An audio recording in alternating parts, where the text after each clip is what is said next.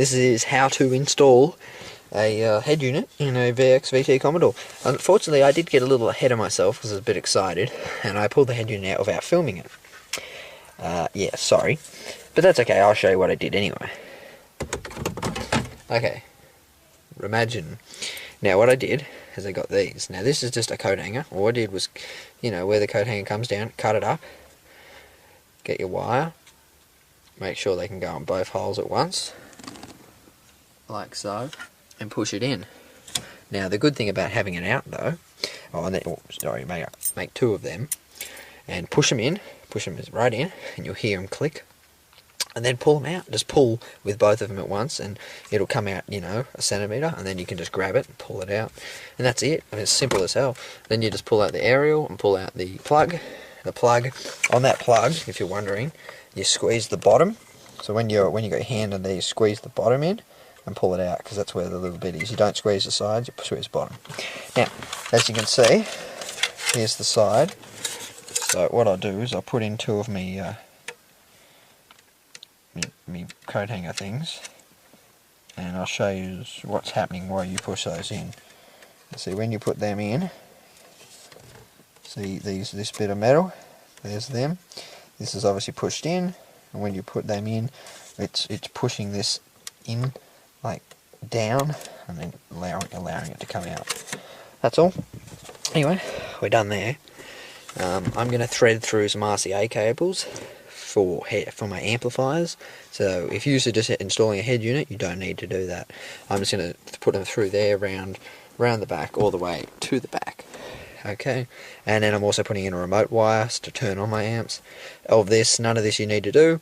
I'll briefly show you what I've done, but you just don't need to do this if you're just doing a stock head unit. If you're just changing, obviously if you're doing a single DIN, you have to get one of those pieces of plastic, but I'm doing a double DIN, so it's just going to slide straight in.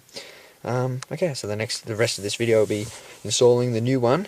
I'm going to solder up the plugs, and you'll see, and everything will be happening. So here we have the two head units side by side. Obviously the original on the left and the new one on the right. As I said, there's a considerable size difference. They are the exact same width, at least.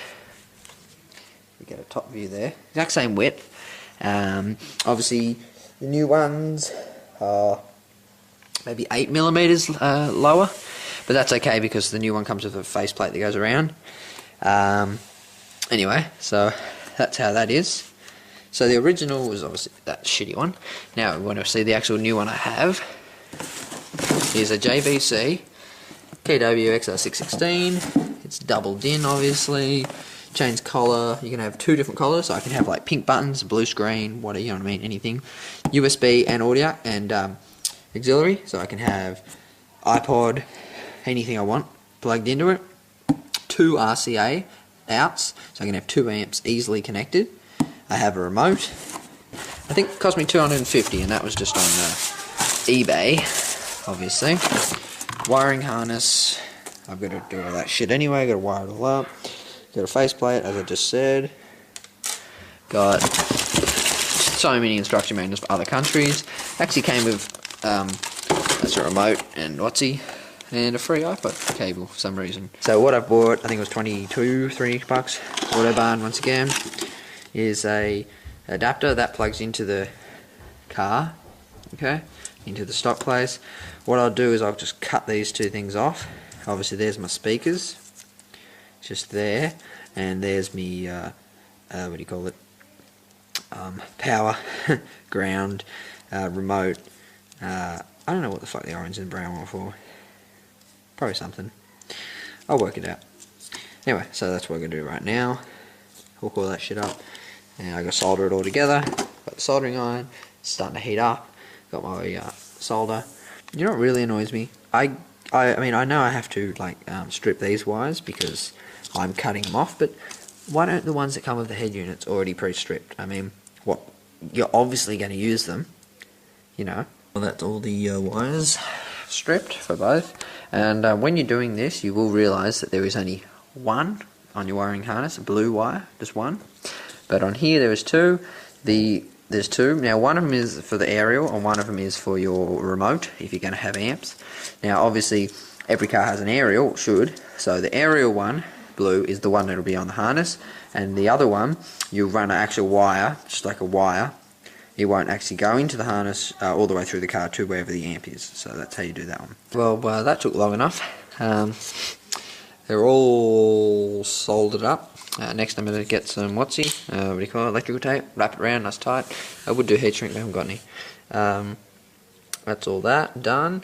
I haven't done the remote one yet. That's the only one I've got to do, but I'll do that. I'll do that in a minute. They're all soldered, yeah, electrical tape around it. And then we'll go thread the RCAs through and everything. And yeah, so also just pointing out, I've got a 25 watt soldering iron. It's shit. I bought new wire and it's slightly thicker than the original stuff. Here's my old stuff. The new wire is probably another half as thick, and this soldering iron has trouble melting it. So if you're going to buy a soldering iron, try and get a 40 or 50 watt, okay? I got a 25, it's not enough. I'm going to have to buy a new one. So just a tip there. This is the end of part 1, and part 2 will be the actual putting it in and whatever, RCAs and all that crap, and listening to it and shit. So yeah, this is the end of part 1. Go and see my next video straight after this one. That's part 2.